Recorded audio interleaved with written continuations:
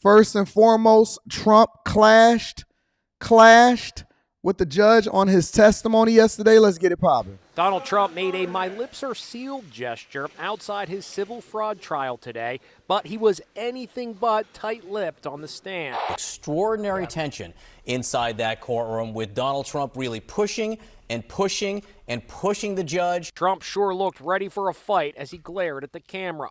He clashed with Judge Arthur Engoron from the moment he took the stand, giving long speeches instead of yes and no answers. This is a very, very unfair trial. Very, Trump complained. Control your client, the judge told Trump's attorneys. If you can't, I will. He even snapped at lawyer Alina Habba, telling her to sit down when she insisted maybe he should listen to Trump's long-winded rants. She hit back outside the courthouse. I was told to sit down today. I was yelled at, and I've had a judge who is unhinged slamming a table. Let me be very clear. I don't tolerate that in my life. I'm not going to tolerate it here. Things got so heated that less than an hour in, the judge called for a 15-minute recess in an attempt to cool things down. But when Trump came back, his attitude was unchanged. He called the attorney general a fraud and the entire trial a political witch hunt. Because it's a scam. When he was done testifying, he declared the day a win for him. You saw what I had to say today, and it was very conclusive. Everything we did was absolutely right. He may feel emboldened by bombshell new polls that show him beating President Biden in 2024. New polls are showing some very unfavorable trends for President Biden. The New York Times Siena College poll shows Trump leading in 5 of the 6 most important battleground states. The polls are rattling many top Democrats, including former Obama advisor David Axelrod, who says Biden should reconsider running. He just has to ask himself, is this the best path? CBS News chief election and campaign correspondent Robert Costa. Are there alarm bells going off in Washington right now? How are Democrats reacting to these poll numbers? Democrats are not happy with these poll numbers, but at the same time, nobody is looking to push President Biden out. At this point, it's going to be President Biden's decision about what he wants to do with his own future, and everyone close to the president tells me he's in this race and he's not getting out. It's crazy out here in these streets. It's crazy out here in these streets. You know, the one thing that you got to admire Teflon Trump for doing is standing on his principles and standing on his square. He don't care nothing about no judge. He don't care nothing about no woman that's trying to question him. He don't care about what it is that they think inside of the political arena. He said he the people's champ. He gonna win this race. And for a lot of y'all that don't understand this, this is a civil trial that he's on right now. So this is a civil trial. This has nothing to do with jail time or going to prison or being convicted or anything like that. He's standing on his square and he said, listen, not only am I going to beat y'all in court, not only am I going to deal with whoever it is that turned against me, but I'm also going to beat y'all. Look, if Trump comes out of this thing, and I am a huge Trump fan, I think that him becoming the bad guy in the eyes of liberals have emboldened him, and it's probably made him even more famous, more bigger, and more untouchable than ever. If he come out of this thing and he win the presidential election, if he get around everything that everybody is trying to do to him, and he wins this election, and he beats this case and these charges or whatever like this, or he make him go away somehow, let me tell you something. He will be quite possibly the most famous president of all time. If he wins a second term after losing this past election, after what it is that he's done in the first election, and then you combine that with his ability to market himself and what his legacy is going to be, I'm telling you, this is going to be, he will be by far the most famous president, whether you like him or not. He will be the most famous president of all time. That is my take from that. Real talk. I mean, what a time to be alive. This really, what we seeing right now is a movie playing out right in front of our face. Like we're going to, when we old and we 80 and we walking around, and some of y'all gonna have some hip replacements. They probably gonna have something new for Cialis and all of that. Let me tell you something. when we're old and we 80 and we recall this and we got a bag chaser meetup over in DC again, or we at the Miami rooftop and we all rich and fat and happy and our stomachs is hanging over our bellies and our women and our wives and their titties is all hanging down to their knees. When it's all said and done, we going to be like, man, what a time to be alive. That whole 2018 through 2016, 2018, all the way through 2030 was a crazy time. You'd have to be there. You'd have to be there. It is a wild time to be alive right now. And that's why I call it the present, because the present is so unique. The fact that he's beating in every poll, on every channel, from every political pundit and analyst, on everybody that's for him and against him, in every single swing state. The fact that he is beating Biden like a rag doll is crazy. It's absolutely crazy. So we'll see what happened on that. I'm going to keep y'all informed on what's going on, and we definitely going to be riding into political season, watching very, very closely. On top of that, Al Pacino. Casino, Al Pacino. Heat, Scarface, all of that. Al Pacino has reached a child support agreement with his baby mama. Let me say that one more time. Al Pacino has reached a child support agreement with his baby mama. Now, keep in mind that the woman that's right here, you see Al. Al is 83 years old.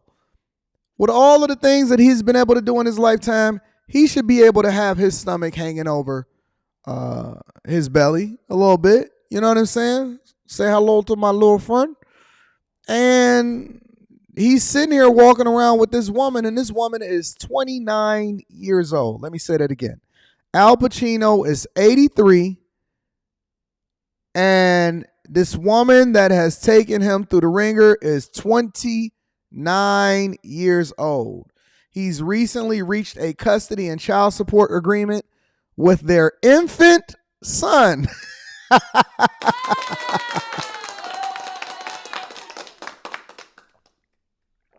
It's crazy. It's crazy. According to court documents, Pacino and this woman, Al-Fala, he went and got him a other, will share joint legal custody of their 4-month-old son, Roman, who was born in 2023 on June 6th. They will consult one another on all major decisions relating to Roman's health, education, and welfare. She will have physical custody of their son with reasonable right of parenting time visitation to Pacino.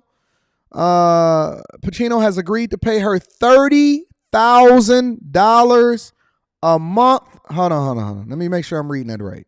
Pacino has agreed to pay her $30,000 or the equivalent of $360,000 a year in child support. 30 bands a month in child support.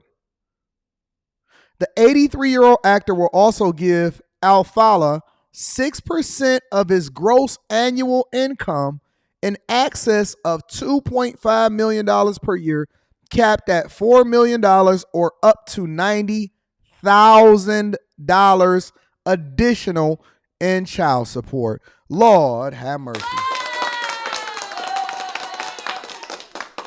I can't believe that this woman just got a lifetime paycheck off of the great Al Pacino.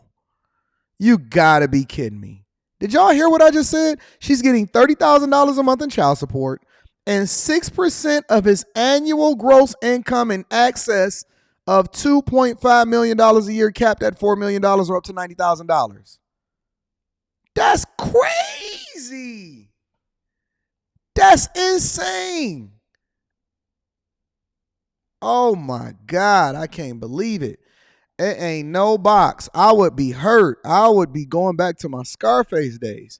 Beginning in 2023, Pacino was required to contribute $15,000 a month each year, $15,000 a year to a 529 account created for Roman, which will be managed by Pacino and her for education and other agreed upon expenses. Man, that's crazy. That is insane. I just can't believe it. Not you, Al. Of all of the things that you've seen and all of the chicks that you've buzzed down in your lifetime, you decided that this is what you wanted to go for? This is the end of your legacy? That a chick get a lifetime payment from you until you die? Gosh, I can't believe a 20. And see, that's how I know y'all black chicks are shooting too low. You shooting for the ground. You shooting for the aquifer instead of shooting for the waterfall. And TLC told y'all don't go chasing waterfalls. Just stick to the rivers and the lakes that you're used to. That's what TLC told y'all. And y'all over here shooting for the aquifer, going for the rivers and the lakes that you used to. Don't go chasing waterfalls. And somebody, a 29-year-old chick that ain't even got a wide back but a flat back, then took Al Pacino to the courts and got him for a lifetime of benefits.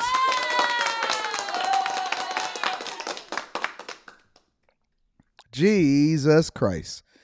Shout out to Al Pacino. And then last but not least, IBM said they are now going to get y'all gotta listen, I love singing to my people. IBM said that they are now doing away. Listen to me now, because this may be a trend, and I know y'all think that this is just IBM, but watch it start to trickle down into other companies. IBM said they are doing away with their 401k. They are doing away with the match for the 401k. IBM to scrap 401k matching, offers something else instead. Let me break it down for you, all right? They set to shake up its retirement benefits in 2024 to the alarm of least some of the staff. The IT giant on Wednesday informed the U.S. workers that starting January 1st, 2024, the corporation will no longer match employee contributions into their 401k retirement plans. Instead, it'll offer a new benefit called the Retirement Benefit Account. Listen, don't let these people continue to finesse you with names and all of that stuff. It's all the same. It's going the same way. They changing the name and they remix it in order to save money. That's what they doing. They stacking their bread. It says each eligible employee's RBA. Now, when y'all see that term start to come out, don't say that you didn't hear it first at the Millionaire Morning Show, will be credited monthly with an amount equal to 5% of their eligible pay, no employee contribution required. A leaked internal memo reads, the content of which was confirmed from this source. IBMers will also receive a one-time salary increase to offset the difference between IBM contributions they are currently eligible to receive in the 401k plan and the new 5% RBA pay credit. This is separate from the annual salary plan later in the year, and IBM did not respond to comments. Listen, this seemed like a finesse. They say that this is about a 17% savings and outflow for the company, in which IBM holds and manages its RBA contribution. It doesn't have to pay anything out at all until the employee leaves the company. It would thus move from paying cash in a worker's external 401k accounts to basically writing them an IOU. This is a finesse. This is basically a finesse. This is IBM scraping the bottom of the barrel, and there's no way in the world that they can get me to join a company for this amount. Remember, your worth is what somebody is willing to pay for you. And so you can always negotiate, you can always make modifications, or you can always walk away. And it looks as though IBM is now scraping the bottom of the barrel of what it is that they're contributing in matches over into the company. If I was anybody that was working over at IBM, I would be looking to leave ASAP.